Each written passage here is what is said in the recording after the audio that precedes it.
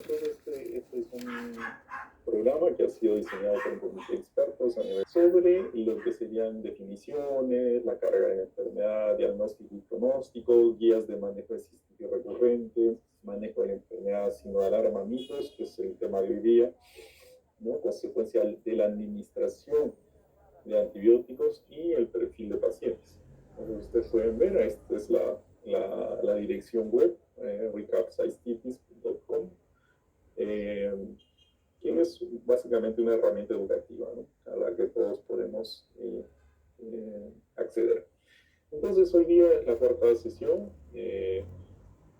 Yo voy a hacer una introducción y luego tendremos al doctor Jorge González Mendoza, quien es infectólogo y quien nos dará una charla sobre manejo de antibióticos y resistencia bacteriana. Yo voy a hacer una introducción sobre lo que son los mitos del manejo de la cistitis recurrente. Muy bien, primero empecemos por las definiciones, ¿no? Una infección urinaria recurrente son 3 episodios por año o 2 episodios en 6 meses o un nuevo episodio de infección urinaria sintomática, ¿no? Entonces, en menos de 6 meses. Entonces, eso es por definición de la Asociación Europea de Urología. Recaída significa que es la recurrencia de la infección urinaria con la misma especie bacteriana, ¿no? Generalmente es E. coli, por ejemplo, una señora que tuvo una infección urinaria aguda, ¿no? Y antes de las 4 semanas vuelve a tener otra infección urinaria aguda con la misma bacteria. Eso se llama recaída. Reinfección es cuando se trata de una especie diferente. Entonces estamos ante una cistitis urinaria recurrente, y ahí tenemos que ver la definición de reinfección, ¿no? Por ejemplo, Klebsiella o Proteus, ¿no? Que son los más frecuentes en la población. Aquí hay que diferenciar de infección urinaria crónica, ¿no? Una cosa es una infección urinaria recurrente y otra es una infección urinaria crónica. La infección urinaria crónica es una bacteriuria significativa con síntomas, ¿no? Y justamente no significa persistencia de episodios agudos como se trata de la infección recurrente. Entonces, y luego hay que tener en cuenta que existe también otro escenario, que es la bacteriuria asintomática, que tenemos que identificar correctamente para evitar sobretratamientos, ¿no? Sobre todo antibióticos, que estos pueden guiar a resistencia bacteriana. Entonces, ¿cómo evaluar una cistitis recurrente? Bueno, historia, ¿no? Y examen físico, ¿no? En la consulta. Hay que pedir un urocultivo, hay que hacer una ecografía de vías urinarias, probablemente si es que tenemos factores de riesgo anatómicos, indicaremos una uretrocistoscopía y o una urodinamia. Los escenarios básicamente por los cuales se presentan las cistitis recurrentes son, uno de ellos es la reserva bacteriana. Hay que tener en cuenta que estas bacterias, una vez que entran a la vejiga, pueden volverse intracelulares, ¿no? Entonces, ese es el verdadero problema, porque nosotros tratamos con los antibióticos toda la colonización que existe en la luz de la vía urinaria baja, ¿no? Entonces, pero no, las bacterias son hábiles y por lo tanto para esconderse de estos antibióticos ingresan dentro de la célula y inclusive se ve en microscopía electrónica que están dentro del liposoma celulares y ahí quedan como una reserva bacteriana intracelular y pueden permanecer durante periodos prolongados. Entonces, esta es una de las explicaciones de cómo las bacterias, sin necesidad de recolonizar, por ejemplo, significa que desde el margen anal pueden volver a entrar a la vía urinaria, sin necesidad de recolonizar, pueden volver a manifestarse como un proceso infeccioso agudo. Entonces, con lo que venía diciendo, ¿no? Generalmente las infecciones urinarias recurrentes vienen por alteraciones de la microbiota tanto intestinal y genitourinaria, ¿no?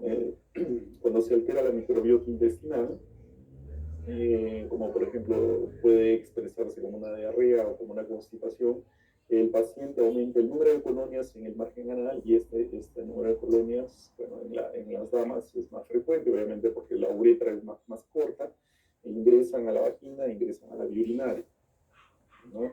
Y si en la vía urinaria hay alteración de la microbiota también, que prácticamente no existe, ¿no? Es una colonización muy pequeña de Gardnerella, de coli, Proteus y Klebsiella dentro de la vejiga, por ejemplo, si esta colonización es rebasada por la que ingresa, ¿no? Porque existe una alteración de esa microbiota geniturinaria y además intestinal, entonces eso es también una manera como aparecen las infecciones urinarias recurrentes. Ahora, ¿cuándo existe esta disbiosis? Generalmente es por mal uso de antibióticos, ¿no? Entonces, las personas que toman antibióticos sin necesidad de tener un cuadro clínico adecuado pueden alterar la flora, o sea, digo flora porque en realidad el nombre es microbiota, pero nosotros estamos más acostumbrados a escuchar la palabra flora. Se altera la flora y por lo tanto la colonización de patógenos diferentes puede aparecer. Bien, entonces hay escenarios como por ejemplo la resistencia antibiótica, que usualmente las bacterias la adquieren, y en estos días esto se está acelerando debido al uso indebido de los mismos, estos antibióticos, ¿no? Por ejemplo, en bacteriuria asintomática o también en la industria alimentaria veterinaria que utilizan mucha ciprofloxacina, por ejemplo, en piscicultura y en agropecuaria.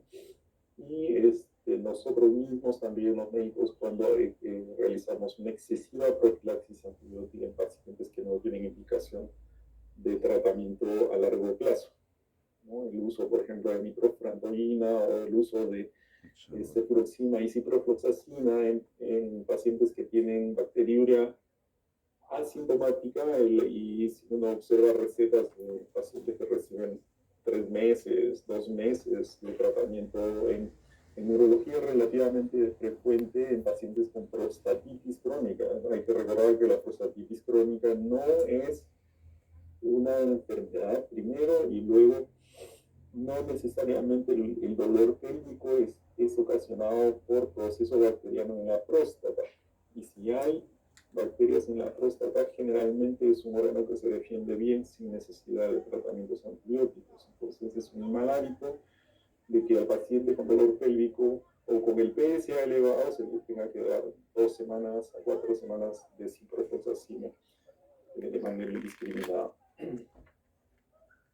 Bueno, y también hay factores condicionantes propios del huésped, o sea, el mismo paciente puede tener trastorno de inmunosupresión, entonces ahí tenemos pacientes desnutridos, con diabetes, con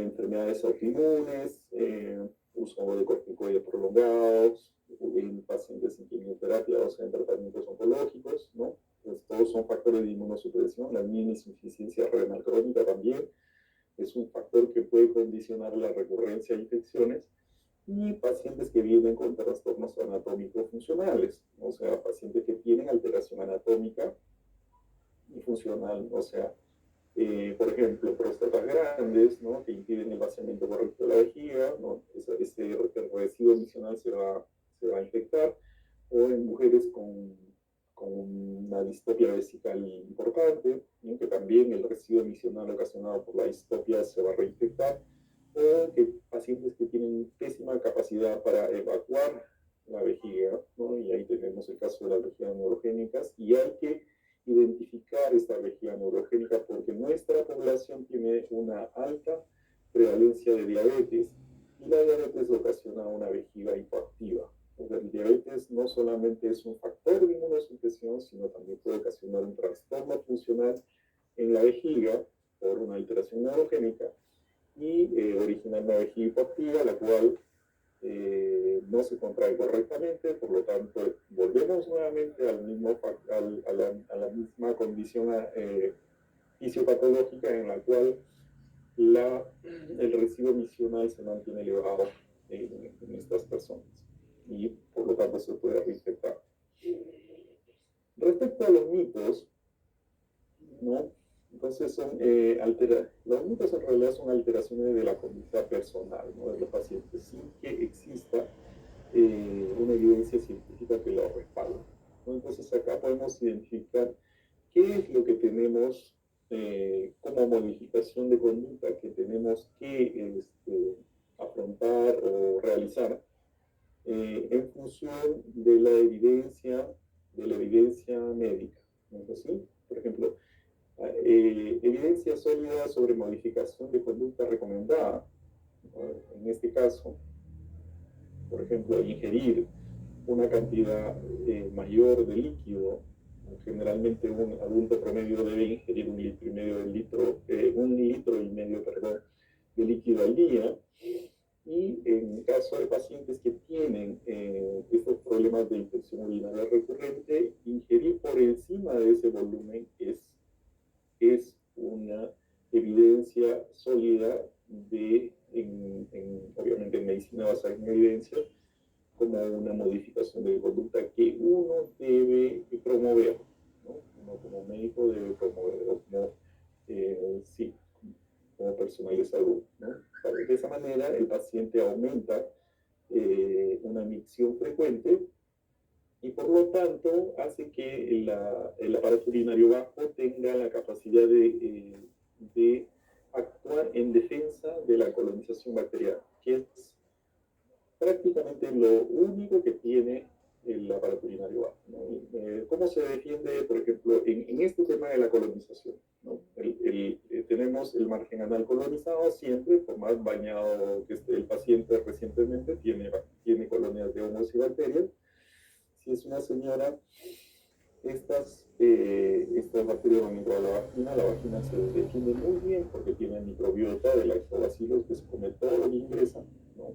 Pero la vía urinaria, cuando esta colonización vence la defensa de la vagina e ingresa a la uretra y a la vejiga, esta colonización, a pesar de que existe una microbiota en vejiga, esta microbiota es muy, muy, muy débil. No es suficiente como para vencer una colonización importante de Escherichia coli, digamos, ¿no? En la vejiga. Entonces, ¿qué es lo que hace la vejiga?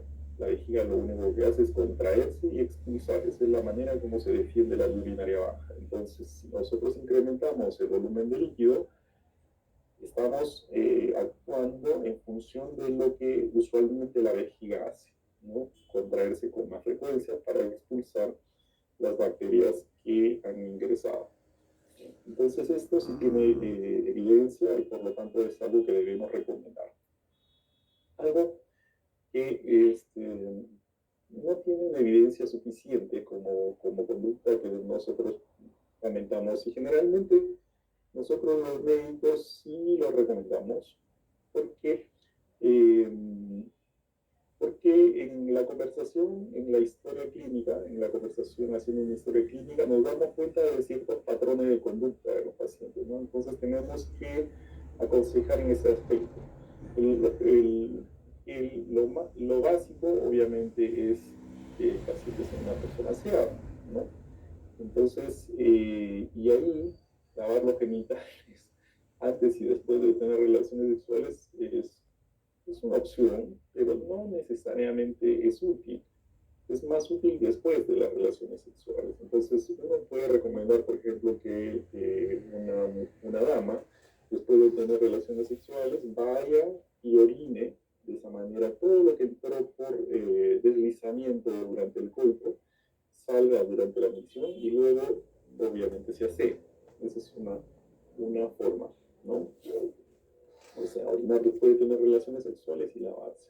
Esa es una forma. No hay una evidencia porque no existe un estudio clínico conductual en los pacientes, pero yo creo que es algo que sí se debe recomendar. Orinar con frecuencia y no posponer la micción también es una buena opción, porque las personas que posponen la micción y si ya tienen alguna alteración anatómica que aumente el residuo miccional, lo único que van a hacer es incrementar la colonización, ¿no? Entonces se les recomienda a estas personas que vayan a orinar con frecuencia, inclusive se les puede organizar un diario miccional, ¿no? En el cual se les pone a las personas con horas que tienen que ir a orinar 6 veces durante el día mientras están despiertos y una vez antes de dormir. Y se les pone el horario, ¿no?, definitivo para que vayan a orinar, inclusive con una alarma en sus celulares. Entonces esa es una buena idea, ¿ya? Orinar con frecuencia, no posponer la micción. Además que posponer la micción a largo plazo daña la vejiga y la vejiga se vuelve o hiperactiva o hipoactiva. Entonces los síntomas de este tipo de trastorno neurológico de la vejiga pueden también confundir con infección urinaria. Pero es importante entonces que los pacientes vayan a orinar con frecuencia y no posponer la micción. Beber jugo de naranja que contiene vitamina C. Bueno, sinceramente la vitamina C no tiene evidencia de que esto pueda ser útil, ¿no? La vitamina C incrementa la cantidad de ácido ascórbico y el ácido ascórbico inclusive puede incrementar algunos problemas a nivel de cálculos renales por precipitación de oxalatos. Entonces, el consumo de vitamina C en estos casos sí no tiene, es más un mito que una verdad, ¿no? Entonces no tiene asidero científico. Y bueno, limpiarse desde adelante hacia atrás también es una opción. Si la persona es una persona anciana, tampoco es una verdad absoluta, ¿no? Luego, sobre las conductas sobre las cuales no hay evidencia, ¿no? Y tampoco está basada ni en experiencia ni en recomendación de expertos, ¿no? Por ejemplo, evitar la ropa interior y las prendas ajustadas. Sinceramente, no tiene ningún sentido. Si esas prendas están limpias, no hay problema. Durante el verano, si las prendas de material sintético sí pueden ser un problema, porque normalmente la zona perineogenital es una zona de declive de sudor, y si estamos usando ropa interior sintética, eso va a incrementar un poco el calor local y la sudoración a ese nivel. Entonces siempre es recomendable que las personas usen prendas íntimas de algodón, ¿no? Y que si estas están ajustadas o no, la verdad que no tiene sentido. Tener vello púbico o no, también es un mito. No tiene ninguna relación con el incremento de la colonización bacteriana. Como les vuelvo a decir, la colonización bacteriana viene del margen anal y por lo tanto, si yo tendría algún interés, uno tiene que mantenerse aseado a nivel perineo anal, ¿no? Pero el vello púbico no tiene ninguna relación causa-efecto con infección urinaria recurrente. No sentarse en superficies frías, bueno, eso tampoco tiene ningún sentido, ni calientes, ¿no? O sea, tampoco. O sea, superficies frías o calientes no tienen ninguna relación causa-efecto con la presencia de infección urinaria.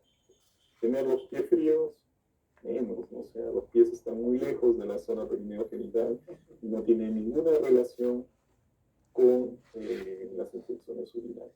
Y luego otro mito que es no utilizar los baños públicos, ¿no? Sinceramente, las personas que no utilizan los baños públicos creen que en los baños públicos se van a contaminar o contagiar de algo. No. Hay que decir que es más importante ir a orinar en el momento en que uno tiene la sensación de ir a orinar que retener la micción porque no quiere entrar a un baño público. Bueno, si un baño público es lo suficientemente aseado, está bien. No creo que existan baños en pésimas condiciones, sobre todo en nuestra ciudad, ¿no? Que no podamos utilizarlo. Pero yo creo que sí, o sea, es más importante orinar correctamente en el momento oportuno que retener la orina porque no quieres ir a un baño público. Entonces ahí el riesgo es mayor si uno evita la micción en el momento oportuno.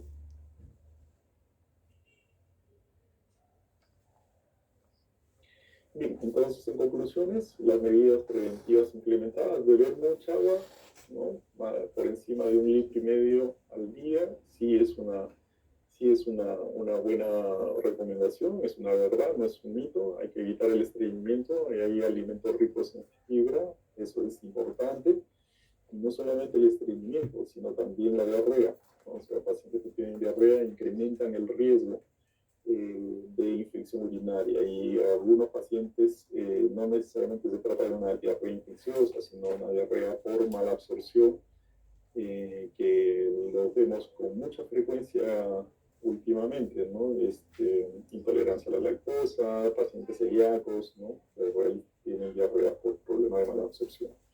Entonces, estreñimiento, diarrea, también eso no es un mito, es una verdad. La higiene, bueno, y orinar después de las relaciones sexuales y la vitamina C no tiene evidencia, es más una recomendación que podemos hacer para modificar ciertas conductas de los pacientes para que ellos mismos puedan prevenir la aparición de infecciones urinarias. Y luego, el uso de ropa ceñida o el uso de comprimidos o jugo de arándanos, la verdad es que no tiene evidencia y eso es más un mito. Perspectivas del profesional de la salud, bueno, nosotros siempre consideramos y tratamos cada infección como un episodio agudo, pero en estos episodios agudos tenemos que ver cuán recurrentes son, ¿no? Entonces tenemos que fijarnos en que sí existe algún patrón de recurrencia de estos episodios agudos para poder actuar correctamente con nuestros pacientes, ¿no? La cistitis, o sea, el proceso inflamatorio, no debe considerarse una prioridad de tratamiento. Las cistitis generalmente son descompensaciones inflamatorias de algún problema pélvico, no necesariamente infeccioso. Entonces, hay que siempre hacer esta discriminación en el momento de conversar con los pacientes para evitar sobre todo la sobreprescripción de antibióticos, ¿no? Y hay que considerar el inicio de profilaxis antibiótica posterior a 4 o 5 eventos, ¿no? Y no prescribir comprimidos que no tengan evidencia, como por ejemplo el famoso cranberry. El rol del urólogo, bueno, un adecuado diagnóstico, identificación de patrones de recurrencia en estos casos, manejo de trastornos condicionantes de inmunodepresión, y acá nos podemos ayudar con nuestros amigos de infectología o de medicina interna, manejo de los trastornos anatómicos funcionales, eso sí lo tiene que hacer el urólogo, porque en este caso debe haber la necesidad de alguna cirugía correctiva oportuna, ¿no? Como por ejemplo una adenomectomía prostática, corrección de un cistocele, corrección de una distopia o reimplante de uréteres en caso de ureterocele, etc., ¿no? Tratamiento quirúrgico de cálculos de vías urinarias, ¿no? Entonces, la cirugía correctiva oportuna. Manejo integral del paciente ya significa que hay que poner énfasis en la calidad de vida de nuestros pacientes con una orientación y educación adecuada que vaya sobre todo al control de ansiedad, ¿no? Porque muchos pacientes vienen pensando que ya el Escherichia coli se los come y que les va a desaparecer más o menos el mismo síndrome COVID que tenemos en estos días, ¿no? En el cual los pacientes no quieren ni tocar las superficies, lo cual no es cierto, ¿no? También orientarlos respecto a higiene, hábitos relacionados a actividades sexuales y consumo de líquidos, como venía diciendo, ¿no? En este tema de mitos. Manejo de síntomas inflamatorios bajos, obviamente, ¿no? Los problemas inflamatorios, o sea, la cistitis, se debe manejar con analgésico, no con antibiótico. Por eso hay que hacer un correcto uso de antibióticos y considerar profilaxis no antibiótica de inicio en estos pacientes. Bien, entonces hay algunas necesidades insatisfechas del médico, falta de concientización, sobre todo el uso de antibióticos, diagnóstico certero de la recurrencia, falta de especialistas, pero sin embargo, como existe esta falta de especialistas, todos los médicos deben aprender a manejar infección urinaria recurrente. También existe una falta de conocimiento en prevención y del paciente mejorar su calidad de vida, ¿no? Tratar de educarlos, ¿no? Que desaparezca el desconocimiento del tema, evitar la tendencia a la automedicación, y en ese caso sobre todo el sobreuso de antibióticos, y educarlos en prevención. Conclusiones: hay que realizar un diagnóstico adecuado de la recurrencia, valorar el impacto de la calidad de vida del paciente, valorar la pesada carga sanitaria y económica que esto representa en nuestra sociedad, en varios miles de millones de soles que se pierden por año en manejo de infección urinaria en general, no necesariamente recurrente, pero sí en infección urinaria, lo cual se puede hacer mucho con educación y prevención, ¿no? Y dar un enfoque efectivo en prevención, obviamente. Hay que evaluar los factores de riesgo, asesorar al paciente, modificar su conducta, y ahí en esto de modificar la conducta es justamente hacer educación para evitar los mitos, porque muchos pacientes se guían por estos problemas conductuales que tienden más a complicar su calidad de vida, ¿no? Y pensar en profilaxis no antimicrobiana. Muchas gracias. Sobre el siguiente tema, doctor González. Muchas gracias. Dejar de compartir. A ver, vamos.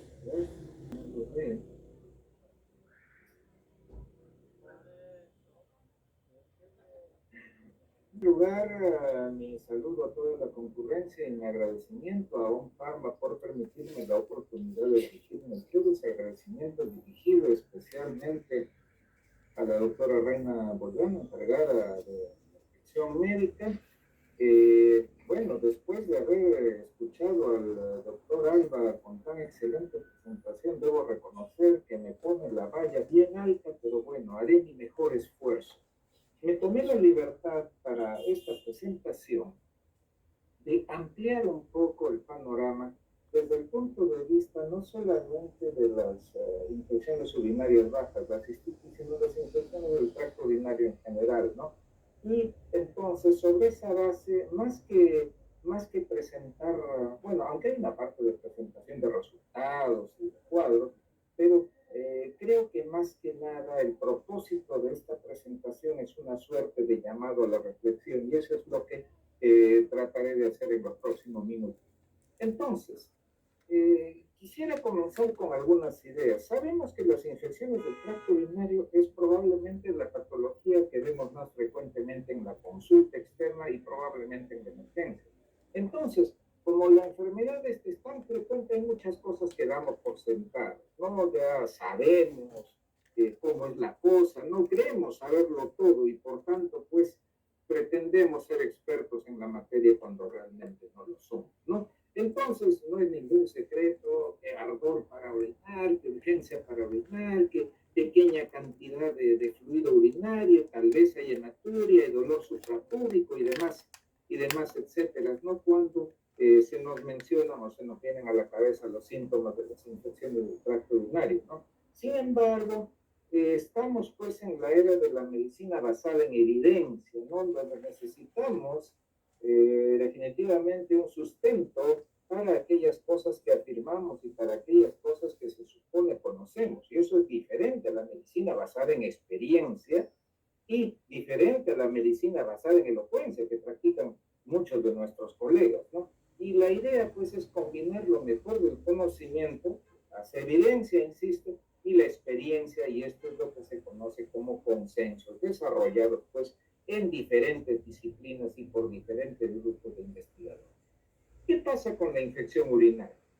La infección del tracto urinario es la infección más común en diferentes series de diferentes países. Ya se dijo que esto es en la emergencia o en la consulta. Y cuando los Centros para el Control de Enfermedades, los CDC, señalan, hacen una estadística del uso de antibióticos, estos encuentran que cerca del 40% corresponde a infecciones del tracto urinario. O sea, cerca del 40% del total de uso de antibióticos. O sea, eso es realmente una cifra muy significativa. Pero cuando tenemos tantos casos de esta patología que creemos conocer tan bien y que creemos tratar tan bien, entonces un mal diagnóstico y un mal manejo se tornan comunes. ¿Y esto por qué? Porque hay una serie de mitos. El doctor Alba muy acertadamente tocó los mitos desde el punto de vista comportamiento de los pacientes, desde el punto de vista medidas de higiene justificadas, algunas, otras no tanto, y yo tocaré el tema de los mitos desde el punto de vista diagnóstico y manejo, en otras palabras, desde el punto de vista de nosotros, los profesionales de la salud. Entonces, dentro de las infecciones del tracto urinario, aquí hemos enumerado sobre la base de una referencia especializada 10 mitos muy frecuentes. Si la orina es turbia y de mal olor, si hay bacterias en el examen de orina, si el examen de orina tiene más de 5 leucocitos, si la esterasa leucocitaria es positiva, si hay piuria, si hay nitratos en el estudio de la tira reactiva, si hay bacterias en una muestra de orina obtenida por un catéter, todo eso es sinónimo de infección del tracto urinario, que la bacteriuria necesariamente va a progresar a una infección del tracto urinario en pacientes de edad muy avanzada, el cambio del estado mental o una caída podría significar también una infección del tracto urinario y, por cierto, la presencia de levaduras o cándida en la orina, particularmente en pacientes cateterizados, ¿no? Entonces se hacen una serie de afirmaciones sobre A, B, C, D, en este caso 10 condiciones que, de acuerdo con los mitos, significarían una infección del tracto urinario. Bueno, los mitos hay que aclararlos o hay que desmentirlos. Entonces, vayamos por partes. Que si la orina es turbia y de mal olor, eso sería una infección del tracto urinario. Si nosotros miramos la orina, eso no es necesariamente útil para diagnosticar la infección urinaria, ¿no? Agarramos el tractito, lo ponemos contra la luz, se ve la turbidez, qué sé yo. Es más, hacen un estudio muy original que lo usan como sustento en las guías de la Sociedad de Enfermedades Infecciosas de los Estados Unidos, ¿no? Un estudio de 100 mujeres y leen el diario a través de la muestra de orina en el frasquito, ¿no? La sensibilidad es bajísima, la especificidad es bastante decente, valor predictivo positivo bajo, valor predictivo negativo aceptable. Y si tenemos en cuenta el olor de la orina, ese tampoco es un indicador confiable. ¿Qué pasa si se trata de una orina, como solemos decirlo, cargada en un paciente que no está bien hidratado? O si la orina tiene una elevada concentración de urea, eso le va a dar un olor característicamente desagradable y eso no significa infección. Entonces, una orina turbia y de mal olor no significa una infección urinaria. Segundo, si tenemos bacterias en un examen directo de orina, entonces, o si tenemos un urocultivo positivo sin síntomas, eso tampoco es una infección urinaria, ¿no? O sea, la presencia de bacterias en el examen de orina no necesariamente significa una infección del tracto urinario. Hay que recordar, damas y caballeros, que la infección del tracto urinario no es un diagnóstico de laboratorio, es un diagnóstico clínico, signos, síntomas, y que lo confirmamos con un urocultivo. Ahora, el recuento de colonias tampoco es útil si el paciente está asintomático. De 10 a la segunda potencia para arriba, esto es clínicamente significativo, pero necesitamos pues acompañarlo de síntomas y signos, ¿no? Entonces, un paciente puede tener un urocultivo positivo, puede no tener síntomas, y eso constituye la bacteriuria asintomática, a la cual nos vamos a referir en mayor detalle un poco más adelante. Un examen de orina con más de 5 leucocitos y esto con un cultivo, y esto llevaría a tomar un cultivo que de ser positivo sería una I. Pero lo cierto es que una buena muestra de orina debe tener menos de 5 leucocitos por campo de alto poder, ¿no? Ahora, si sospechamos que hay contaminación, tomemos una nueva muestra o tengamos la muestra con un catéter, ¿no? La presencia de amplia leucocituria, sin sintomatología y sin una correlación con cultivo, tampoco significa una infección del tracto urinario. Desafortunadamente, pues para algunos de nuestros colegas, la presencia de leucocitos en la orina ya es sinónimo de una infección del tracto urinario, entonces prácticamente en automático ya están prescribiendo del analgésico o antiinflamatorio de la vía urinaria acompañado del antibiótico, sea sulfatinolona o cefalosporina, prácticamente en automático, como se dice. Tenemos ahora las tiras reactivas, ¿no? Que nos permiten obtener una serie de parámetros, ¿no? La estearasa leucocitaria positiva, entonces esto llevaría a un orocultivo y a empezar un tratamiento empírico, ¿no? Pero la estearasa leucocitaria positiva no es el único criterio diagnóstico para una infección urinaria. La presencia de estearasa leucocitaria en el estudio de la orina significa que hay presencia de piuria. Eso tiene alta sensibilidad y especificidad. Y ciertamente todos estos hallazgos tienen que estar acompañados de sintomatología y o signología. Piuria y bacteriuria no son diagnósticos de infección urinaria y se encuentra 47% de sobretratamiento o de tratamiento antibiótico